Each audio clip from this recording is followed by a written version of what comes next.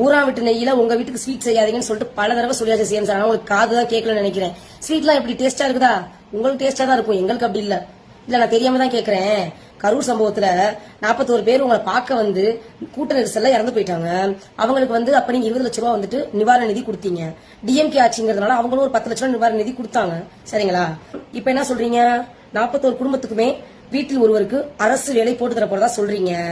தொடர்ந்து நீங்க ஆட்சியை உட்கார்ந்ததுல இருந்து உங்களுக்கு பிடிச்சவங்க, உங்களுக்கு விருப்பமானவங்க, உங்களால பாதிக்கப்பட்டவங்கன்னு சொல்லிட்டு எல்லாருக்கும் அரசு வேலையை தூக்கி அப்படியே தானமா அள்ளி கொடுக்குறீங்களே, கொடை வள்ளல் மாதிரி. ராத்திரி பகலா கண் முழிச்சு படிச்சவங்களா நக்கிட்டு போறதா? என்ன சிஎம் சார் இப்படி பண்ணிட்டு இருக்கீங்க நீங்க?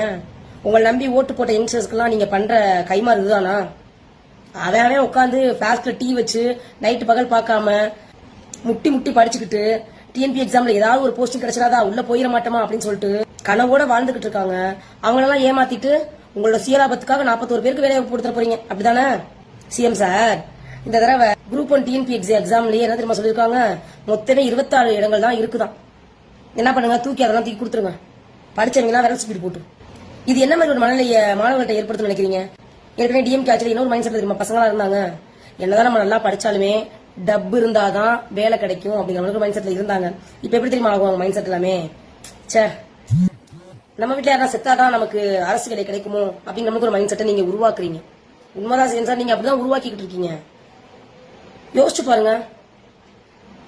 இதை நான் பொறாமைனாலேயோ வெறுப்புனாலேயோ சொல்லல. கஷ்டப்பட்டு படிக்கிற பசங்களோட மனநிலை எப்படி மாறும்னு யோசிக்கணும்ல. அதெல்லாம் ஒரு தமிழ்நாட்டின் முதலமைச்சர், ஒரு ஆளுமையில இருக்கிறவங்க எல்லா மக்களுமே பயன்பெற மாதிரி திட்டத்தை ஏற்படுத்தணும். நீங்க அப்படி பண்ண மாட்டேங்கிறீங்களே. ஒருவேளை அந்த 40 குடும்பத்துக்கு நீங்க உதவி பண்ணணும்னு ஆசைப்பட்டீங்க அப்படின்னா அவங்க ஏதாவது தொழில் தொடங்கி கொடுங்க, இல்ல மாசம் உங்களுக்கு ஏதாவது ஃபண்ட் வந்துட்டு கொடுக்குற மணிக்கு ஒரு பிளான் பண்ணுங்க.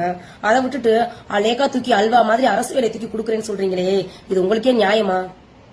யாரையோ ஒருத்தவங்கள திருப்திப்படுத்தணுங்கிறதுக்காக கஷ்டப்பட்டு படிக்கிற பசங்களோட வயிற்று அடிச்சிடாதீங்க சிஎம் சார். தயவு செய்து படிக்கிறதே வேஸ்ட் அப்படிங்கிற ஒரு மனநிலையை மாணவர்கள் மத்தியில ஏற்படுத்திடாதீங்க. அவ்வளவுதான் சொல்ல முடியும். மறுபடியும் ஒரு தடவை சொல்றேன், ஊரா விட்டு நெய்யில உங்க வீட்டுக்கு பாதுஷா, பன்னல்வா, பாயாசம்லாம் செஞ்சு குடிக்கிறத நிப்பாட்டிட்டு மக்களுக்கு பயன்பெற மணிக்க நலத்திட்ட உதவி எல்லாம் செய்யுங்க. சரிங்களா? அதை விட்டுட்டு அரசு வேலையெல்லாம் தூக்கி அல்வா மாதிரி கொடுத்துக்கிட்டு தெரியாதீங்க.